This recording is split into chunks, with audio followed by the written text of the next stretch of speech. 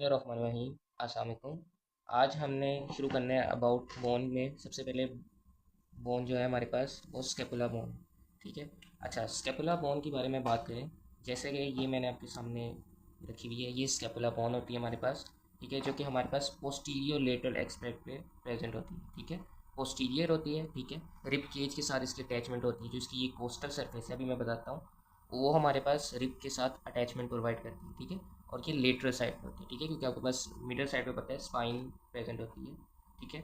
अच्छा, सो ये हमारे पास सबसे पहले तो आपको पता होना चाहिए कि ये ट्राइंगुलर शेप बोन है, ठीक है। और हमारे पास कहाँ पे प्रेजेंट है? Posterior lateral aspect of thoracic cage में। अच्छा, इस लेक्चर में हम इंट्रो के बारे में बात करेंगे, जिसमें हम साइड आइडेंटिफिकेशन देखेंगे और जस्ट इसकी इंट्रोडक्शन करेंगे।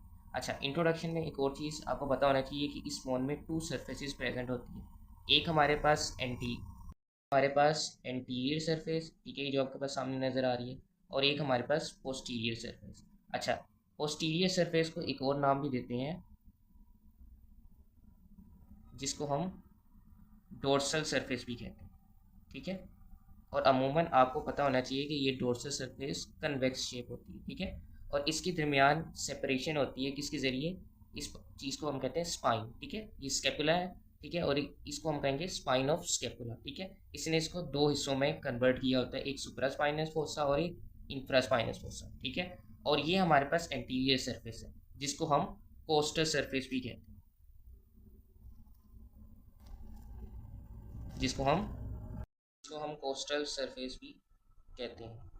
अच्छा, अमूमन अगर आप बात करें इसकी साइड ऑफ आइडेंटिफिकेशन की, जो कि हमारे पास पेपर में भी सवाल आता है या एग्जामिनर आपसे पूछ सकता है कि इसकी साइड ऑफ आइडेंटिफिकेशन या डिटर्मिनेशन क्या होगी, उसमें आपने सिंपल से दो पॉइंट्स याद रखने हैं बस। अमूमन आपके पास, ये हम डिटेल में पढ़ेंगे अगले लेक्चर में इंशाल्लाह, ये जो चीज़ होती है ये हमारे पास होती है ग्लीनोइड कैविटी, और हमारे पास ह्यूमरस की बोन होती है जिसका हेड इसके अंदर जाके फिक्स होता है, ठीक है। और ये हमारे पास शोल्डर जॉइंट बनाते हैं।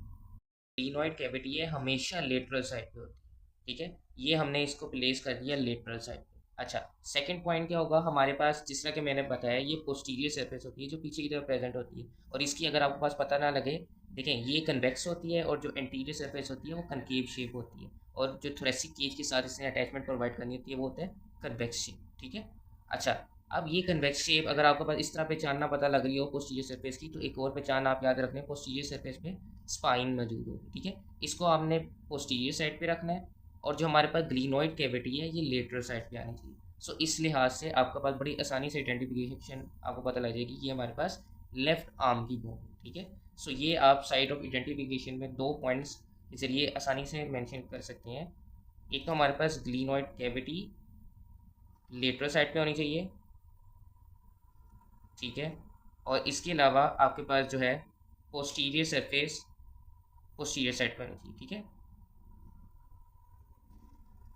पोस्टीरियर सरफेस हमारे पास पोस्टीरियर साइड में होनी चाहिए, और इसकी आइडेंटिफिकेशन आप किस तरह करेंगे?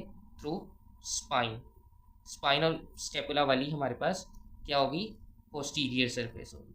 सो ये था हमारे पास इंट्रोडक्शन अबाउट स्टेपुला बोन, ठीक है। बाकी हम इसकी जो सरफेसेस, बॉर्डर्स, एंगल्स इंशाल्लाह अगली वीडियो में डिस्कस करें। शुक्रिया, अल्लाह हाफिज़, अस्सलाम।